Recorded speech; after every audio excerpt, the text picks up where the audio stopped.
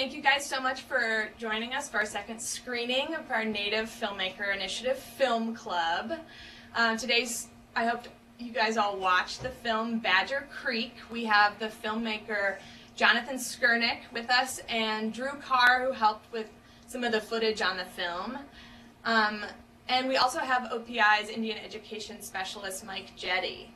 If you guys want to introduce yourself, starting with Jonathan, we'll go to Drew, and then we'll go to Mike. And then we can go from there. Hi everyone, my name is Jonathan Skurnick, and I'm one of the two film producers / directors. Randy Vasquez is the other one. He couldn't join us today. And it's really great to be here on the call with you, and thanks so much for watching the film, and I'm eager to have this conversation with all of you about it.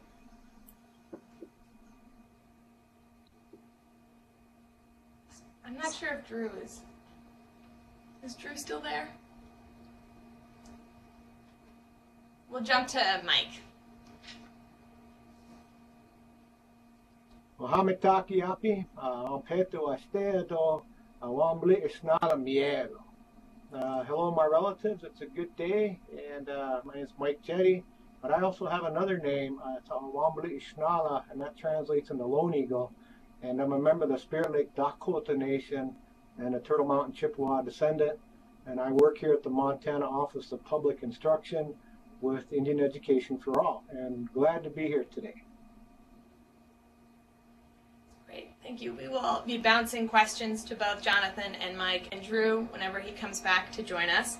I just thought I'd start off, maybe you could talk about, since the title of the film is Badger Creek, Jonathan, if you could maybe talk about that significance of Badger Creek, why you kind of decided to make the title and how it comes into some of those major themes in the film.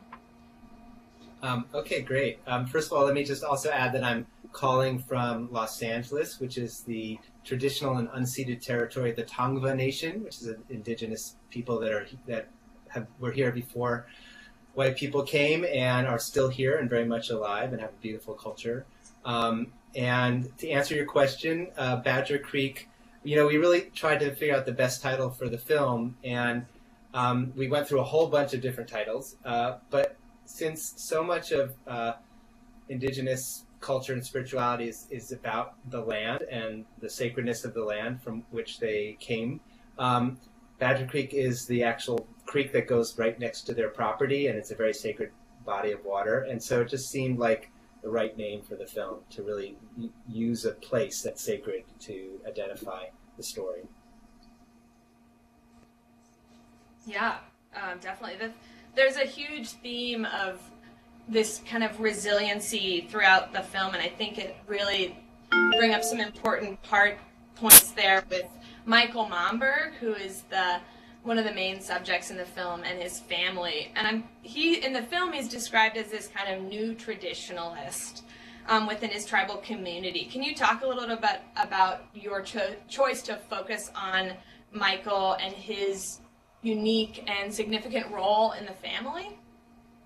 Well, I'll step back. I'll answer that question, but let me step back a little bit. The film that Randy and I had made previous to this is a film called The Thick Dark Fog, and it tells the story of the history of the Native American boarding schools through the life of one particular person, Walter Little Moon, who's a Lakota.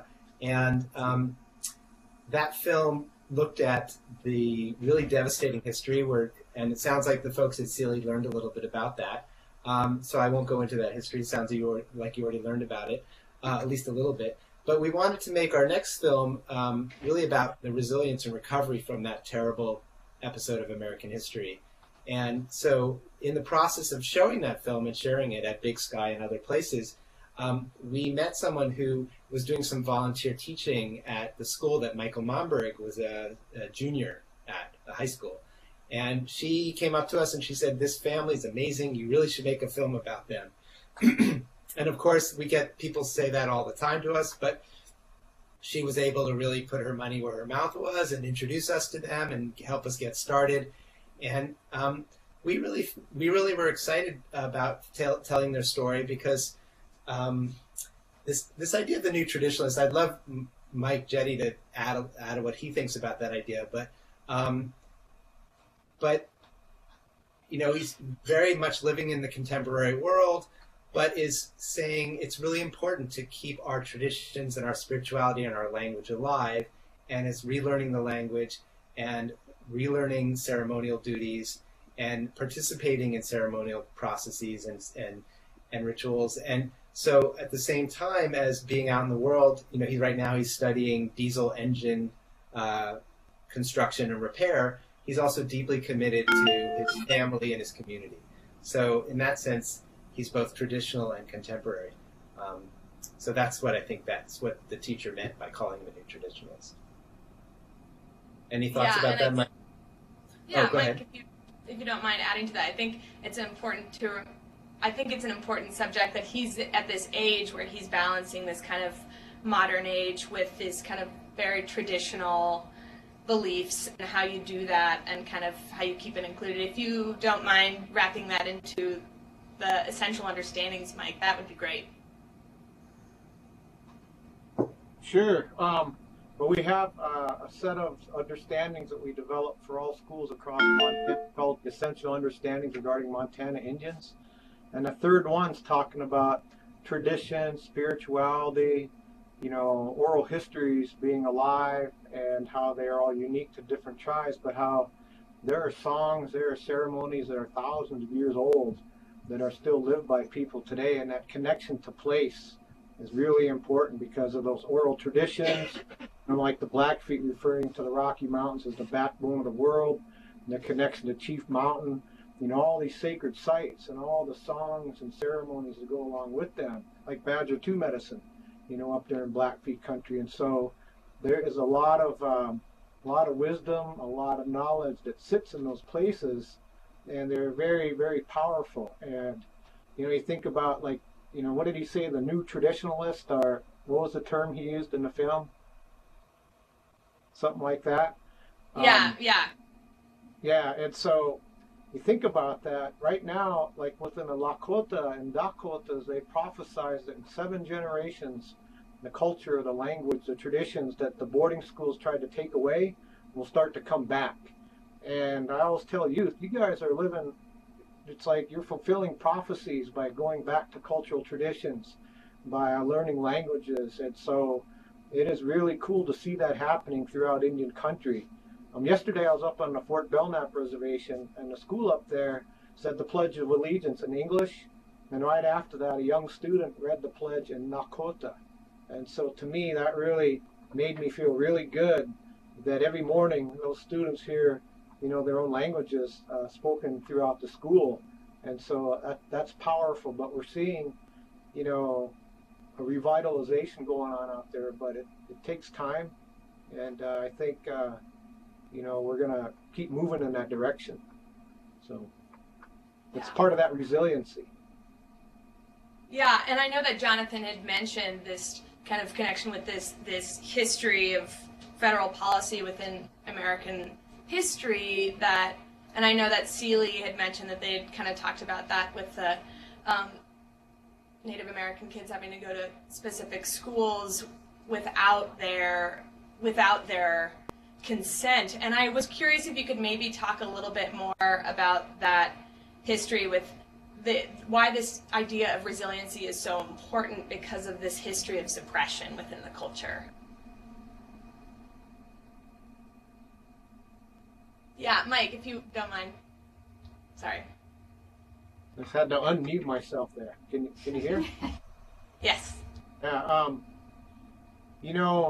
Those schools designed by folks who thought they were, good intentioned, I guess, to civilize the Indians, because they didn't, from their cultural perspectives, they didn't think that societies were advanced. And so they said, well, you need to become like us and adopt these set of ways, and what is bad. And so when they took these kids away from their families and in a lot of cases forcibly removed them, it was a traumatic experience, and being, hundreds or sometimes thousands of miles away from your home, separated from your culture, your traditions, your languages, and you were told not to speak your language.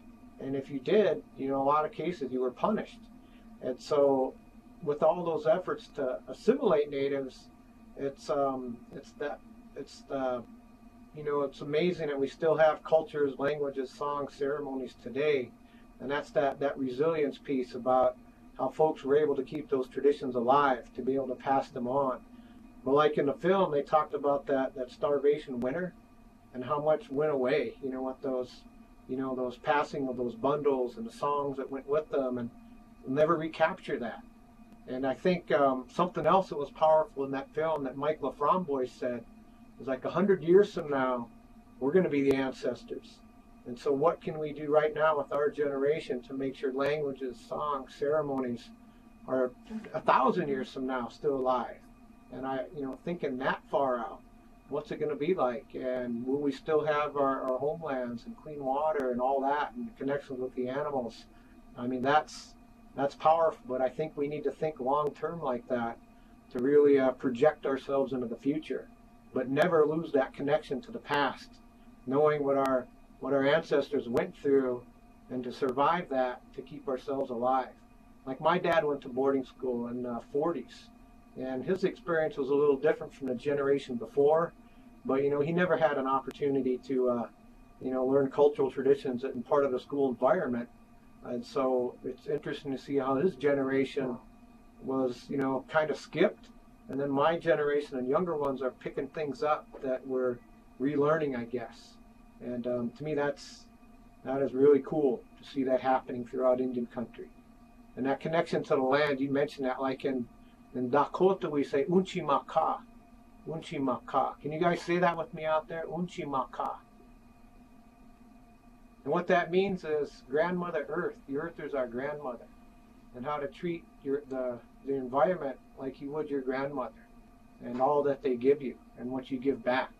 So I think that's some of the things that when I saw this film, it really made me think a lot about that. But that gave me a sense of hope that there's families out there like the Mombergs that are doing, whatever they can to keep their traditions alive. And that connection to land and place and language and spirituality. So.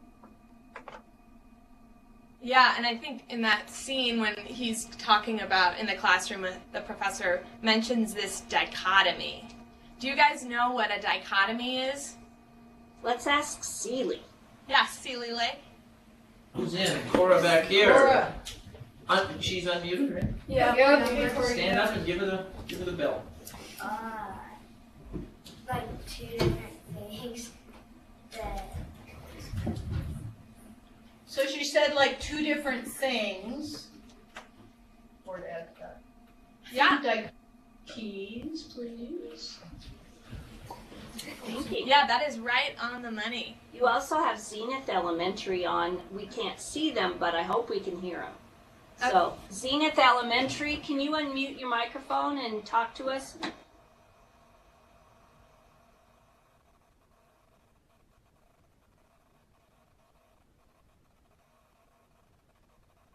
Zenith, if you can hear us, you can email me your questions.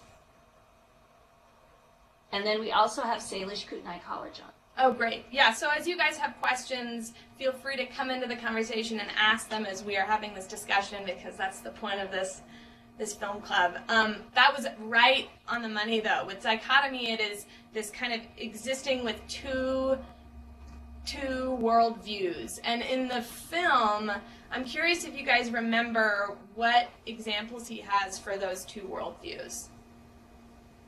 These two different ideologies. We have the Blackfeet ideology that he mentions, and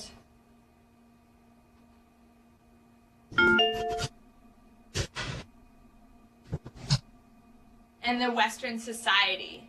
And I think Mike and both Jonathan really touched on that really well, is there, in order to kind of acknowledge and talk about this history, it's really important to acknowledge there are these multiple perspectives and these histories that have enriched these communities that are really important for us to talk about. And Jonathan, I'm curious if you could with us, Zenith.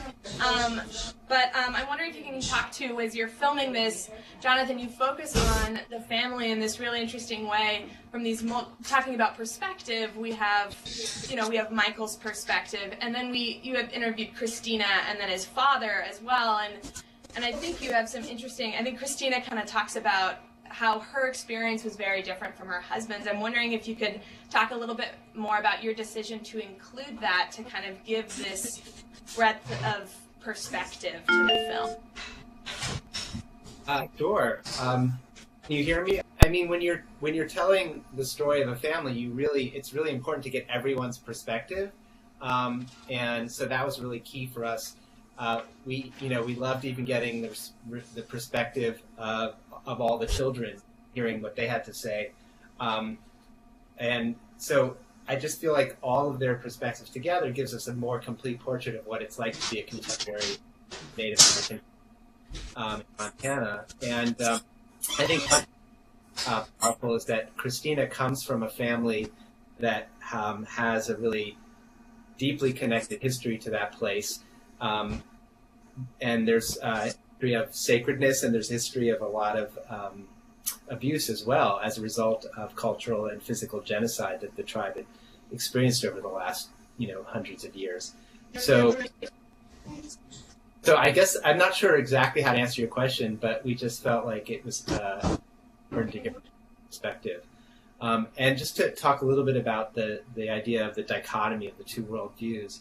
The fact that one of the native worldviews is that the earth is our grandmother that Mike just described, and if you really feel in your heart that the earth is a grandmother, and you have a relationship to the earth and to your actual human grandmother, the idea of abusing the earth as your grandmother wouldn't occur to you, right? Because your grandmother is sacred to you; it's your ancestor; it's a source of love and nurturing. And that worldview is what allowed Native nations to live in harmony, mostly in harmony with the natural environment for thousands of generations.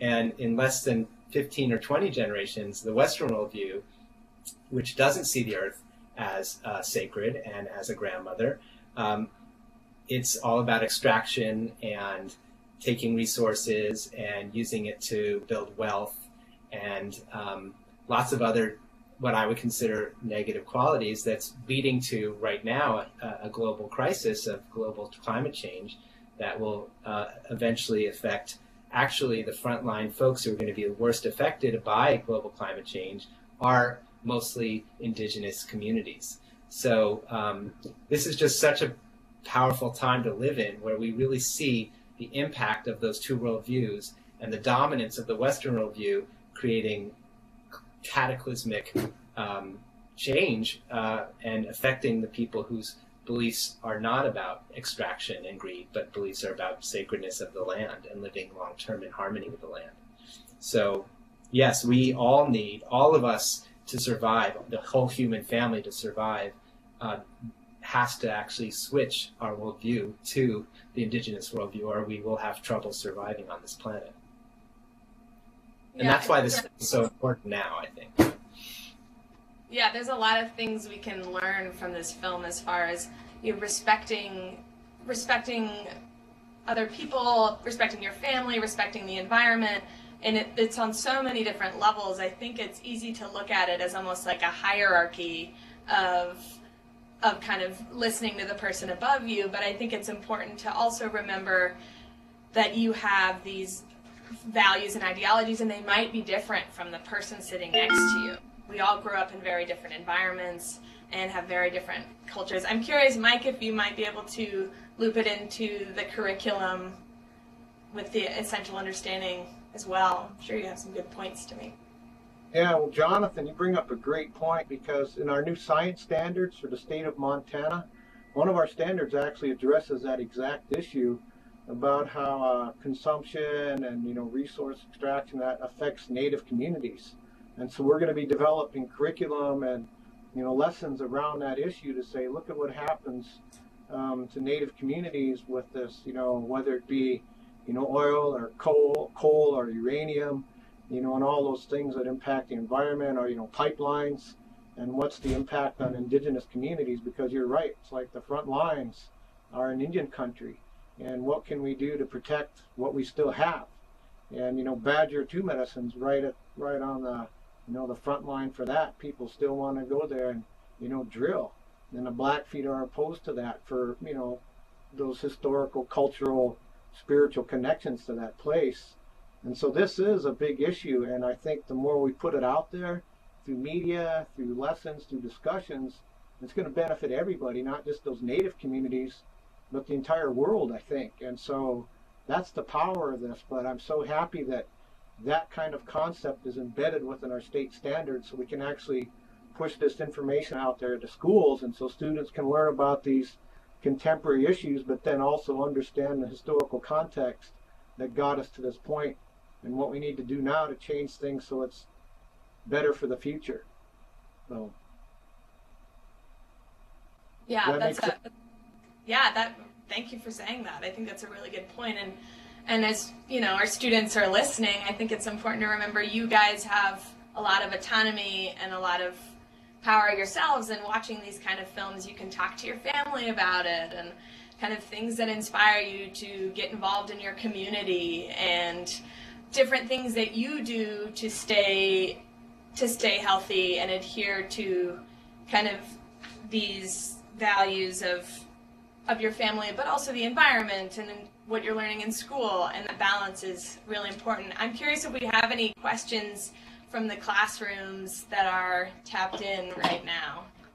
I know that in the film, Michael Momberg mentions that when he was growing up, they didn't play cowboy and Indians, they played Indian and Indians. And he brings up this book that they say, in our community, this is a bestseller.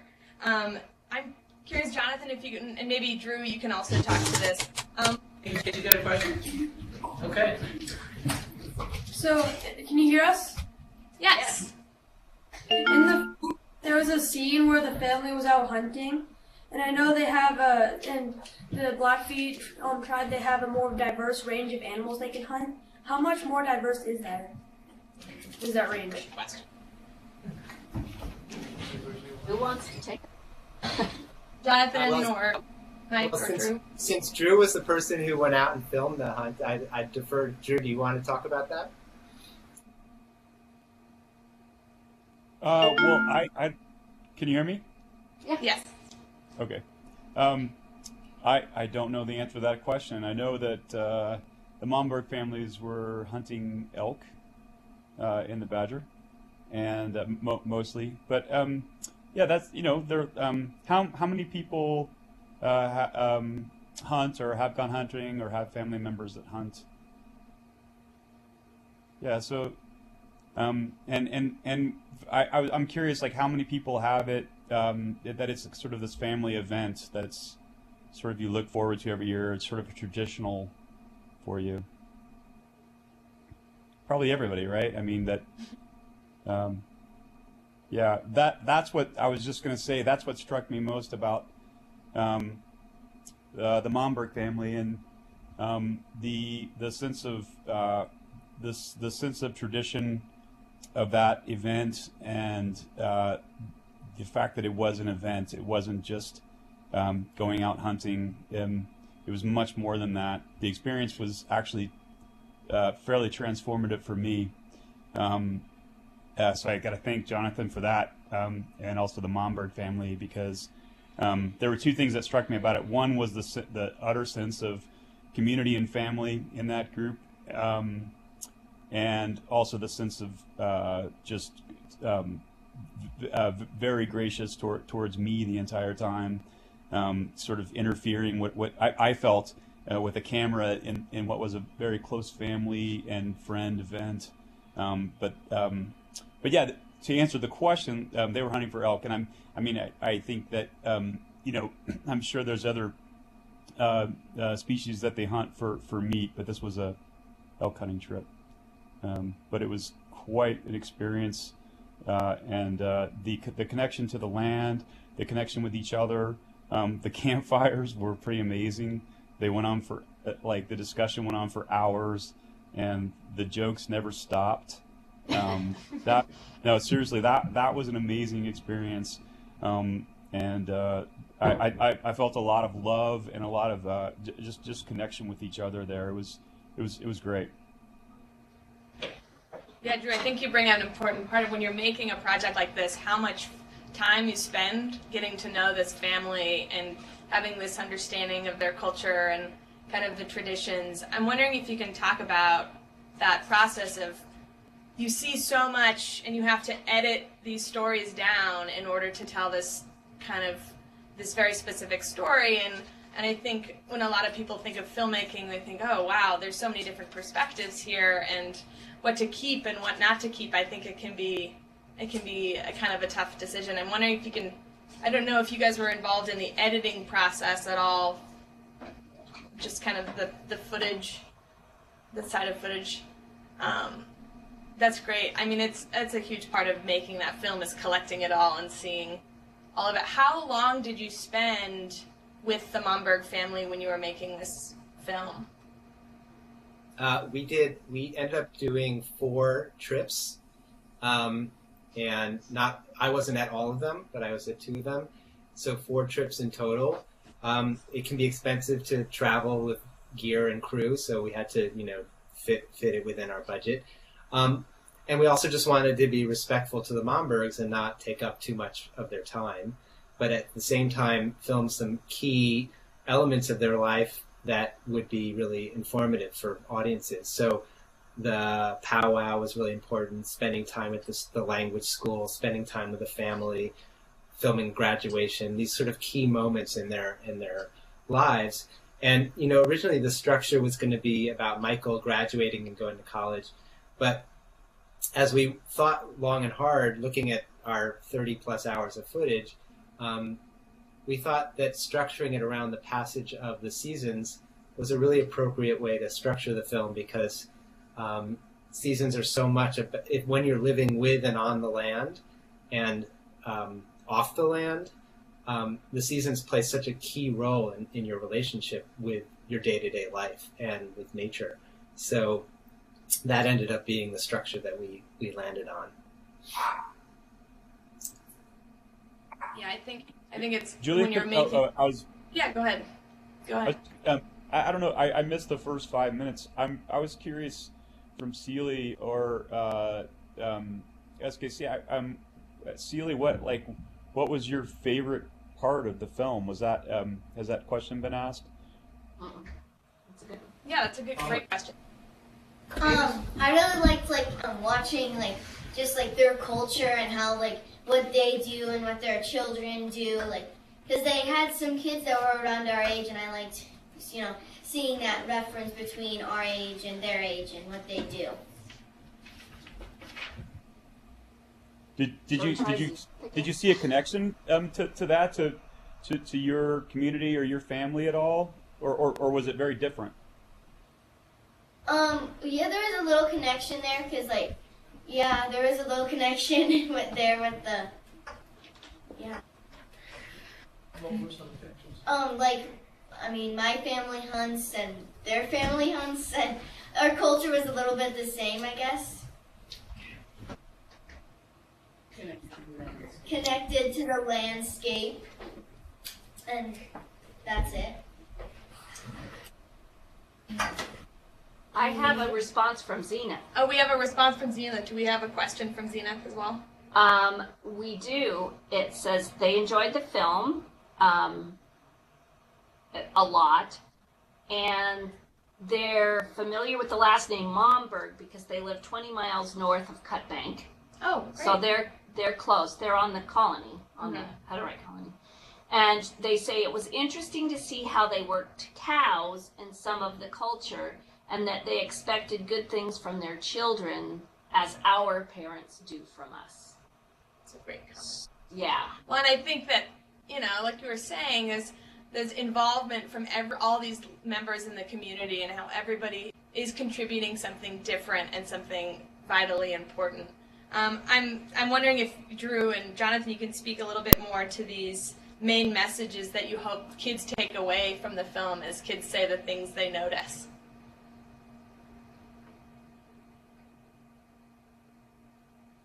Well, I think especially for young people in Montana, I hope one of the things they take away is that there is an awareness of a vibrant and wonderful and resilient culture that's in the state. They're the first people, understanding that these are the first people who were here way before any of us who are not native got here, and that their culture is continuing to be restored, and their language is continuing to be restored, and their culture is becoming more and more resilient as the families are.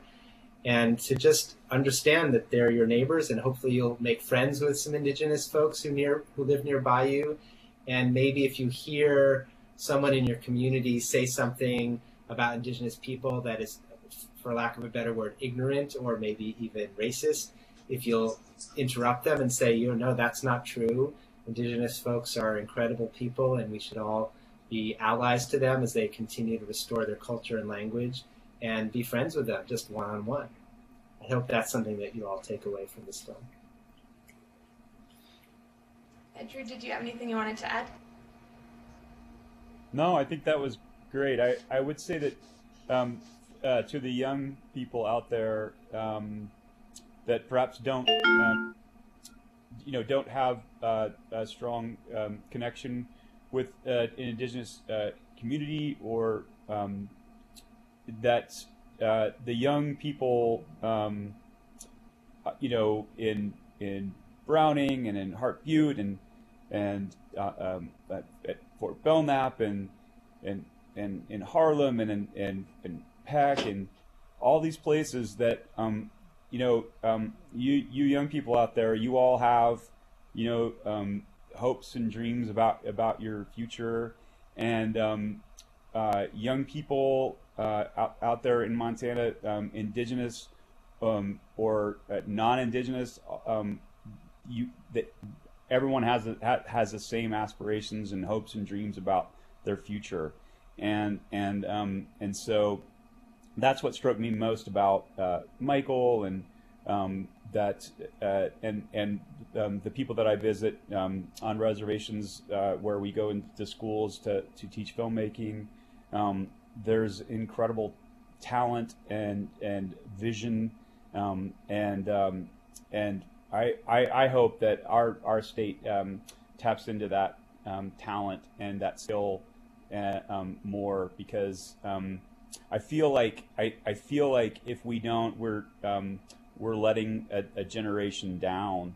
I feel like that that we don't often. This isn't really. It's not really indigenous communities. It's really rural communities in Montana. I feel like we don't, really understand the incredible just source of talent and skill that we have all over our state. And this film and this family really particularly illustrates that. I don't know if that made any sense at all, but it's really just about the fact that this state and rural areas and indigenous areas, or indigenous cultures in our state, and are just full of talent and incredible community. And the other thing I was going to say about this film that I knew but really reminded me spending time with the Mombergs is how amazing the Blackfeet culture is with horses. They are incredible horse people. They are so skilled, and it was really neat to be around it. And because I'm not at all, so that was fun. Yeah, that's a good point. I think us being Montanans, seeing all this wildlife and being so close to wildlife, we can appreciate people that work so closely with these really big animals. I'm only seeing Sealy, but I'm curious if there's other students here. Do you guys work on ranches or work with wildlife or in a similar fashion, or have you ever been around animals? How many of them have horses? Or maybe some of you have horses. Yeah, I think I see a few hands. We live near a big ranch. Oh, down the road.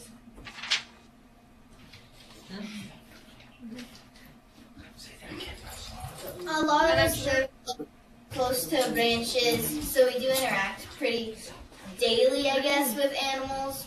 But it's still neat seeing how a lot of different cultures, interact with these animals and what they do different or what they do the same.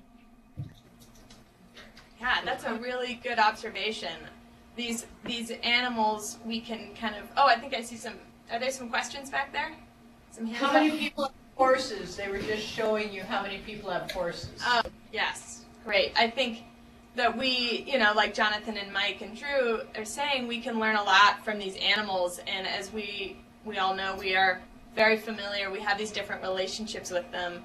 And kind of having that different perspective is important. And, we can learn a lot from families like the Momberg family that are very close and have this community around these animals and the surrounding area. Mike, I'm curious if you had anything else you wanted to add with the essential understanding, or kind of touch on what Drew and Jonathan have talked about as far as talking about this history and bringing in this creative component of how do we express ourselves and share our family values. And I think these kids all have a very different way of expressing that. So maybe you could talk to that a little bit more. Sure, and you think about hunting and cultural traditions. The concept of animals, I guess, is a fairly new one. It was introduced. They were just a different type of society or entity. It wasn't like separate. I mean, they were just part of your environment, and I think that's a powerful concept. And then there are songs that go along with certain animals, songs for buffalo, birds, and so there's ceremonies tied into that too.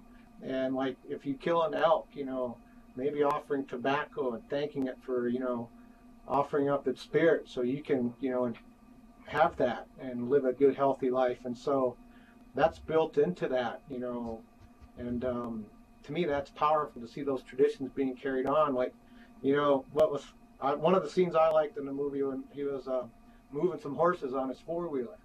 That's cool. It's you think of tribes and horsemanship, but a lot of folks are pretty good on tractors and horses and four-wheelers, and that's a modern day native. But you think about hunting traditions.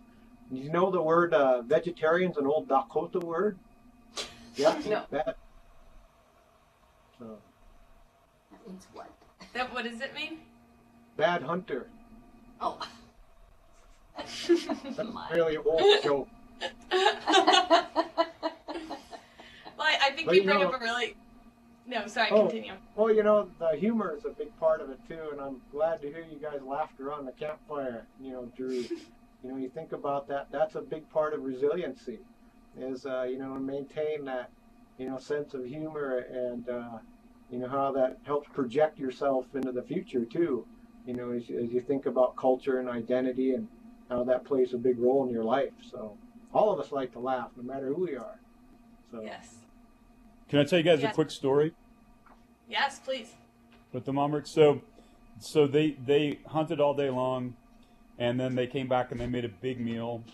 And Spencer, Michael's dad, always made sure that I ate first. And the sense of hospitality that the Mombergs family had was really strong. I never felt like I was an outsider, but and I filmed all during the campfires, and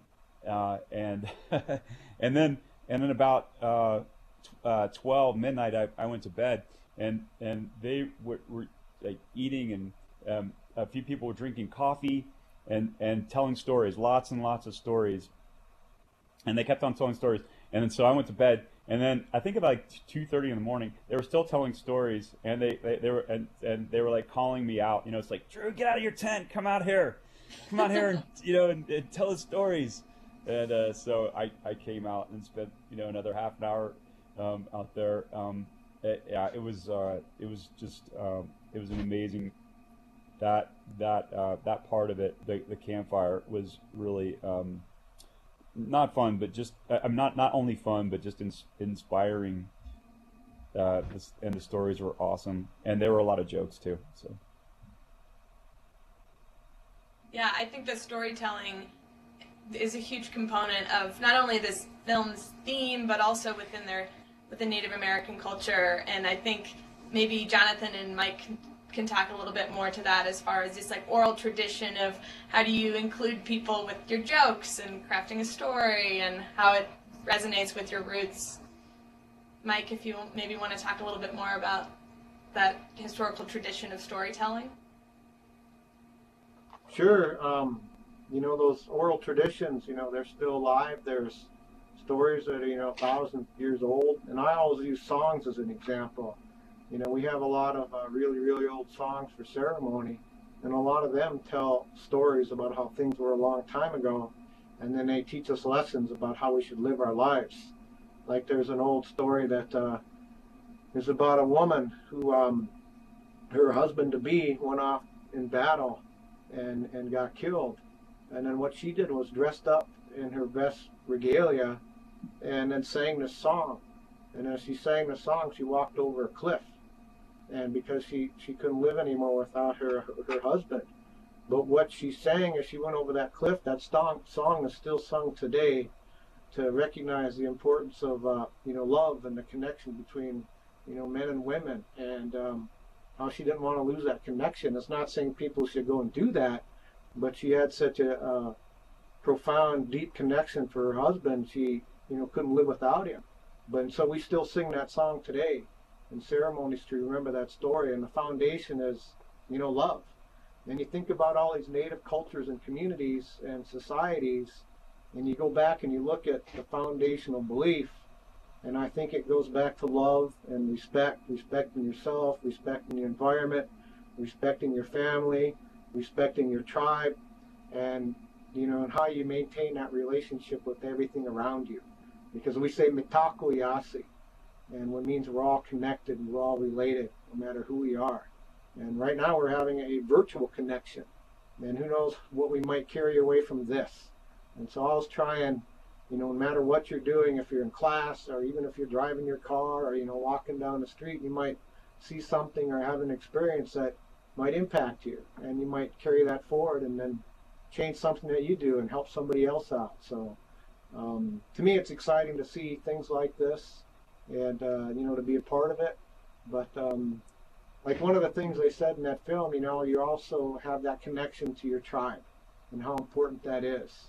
And that's a big component of Native communities. But humor is a big part of that too, and those stories. So yeah, I think that's a really good point, and I think we all appreciate a good sense of humor, and in order to get a sense of camaraderie. And I know as students, I'm sure you guys feel that way as well in the classroom. Do you guys have any other follow-up questions for Mike or Jonathan or Drew as we kind of wrap up this film club here today? Celi's got some really good questions today. Maybe Zenith has any, or I think they're off now.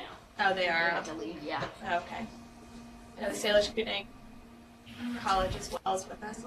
I think they're off. Are they off? Do you hear us? Yes, we can. So, I have a question. What are the main traditions in the Blackfeet culture? That's a great question. Mike, do you want to answer that one?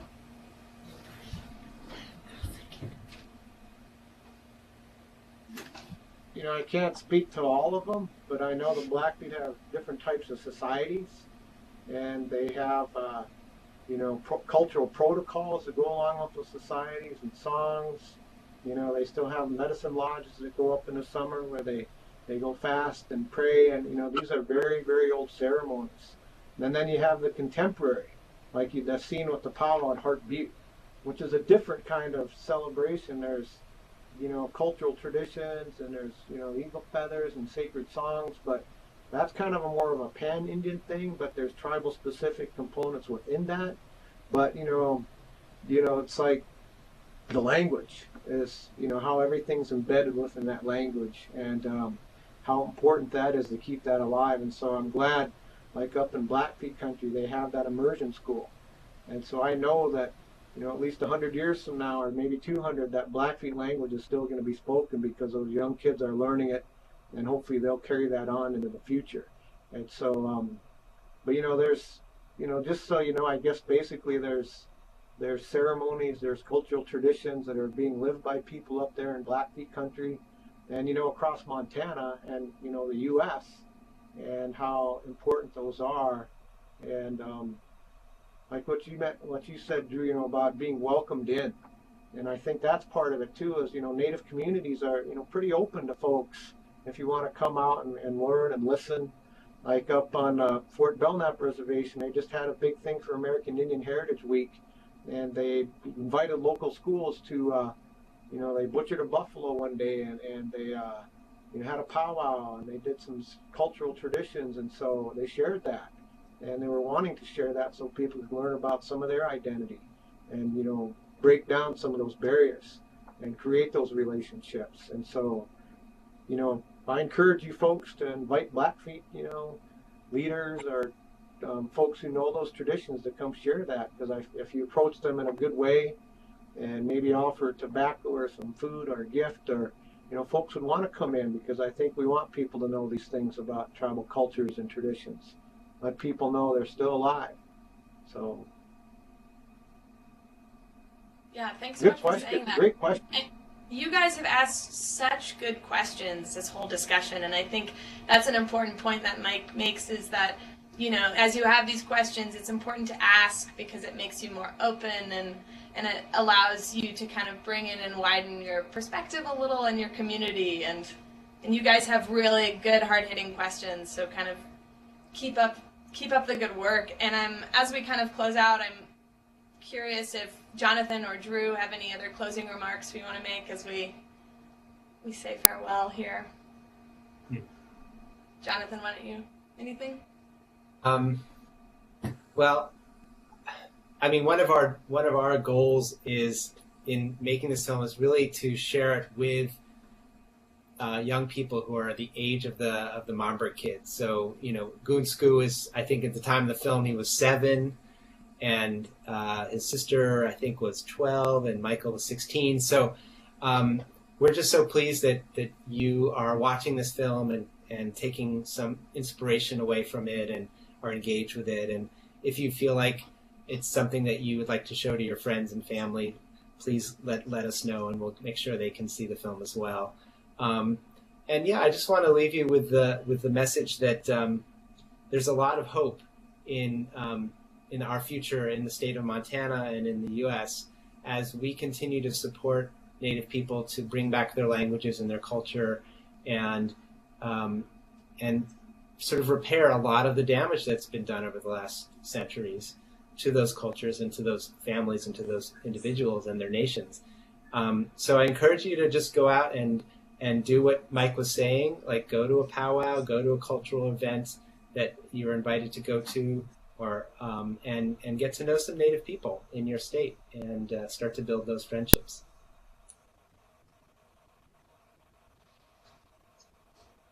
Yeah, thanks so much, and thanks Jonathan and Drew and Mike for joining us. You guys have really good questions, and if you have any follow-up questions or are curious more about the process of how they made this film, you can give those questions to your teacher and they'll pass it along to us. So if you want to continue the dialogue or have any other questions about it, we would love to continue the conversation if you have any other questions. And Mike, did you have anything else you wanted to add?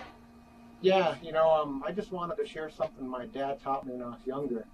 He said, Mike, you should never criticize someone until he's walked a mile in his moccasins. And I asked my dad why. He said, well, that way you can be a mile away, plus you got moccasins. Oh, Mike. Well, that is the perfect note to end on. So thank you guys so much for joining us.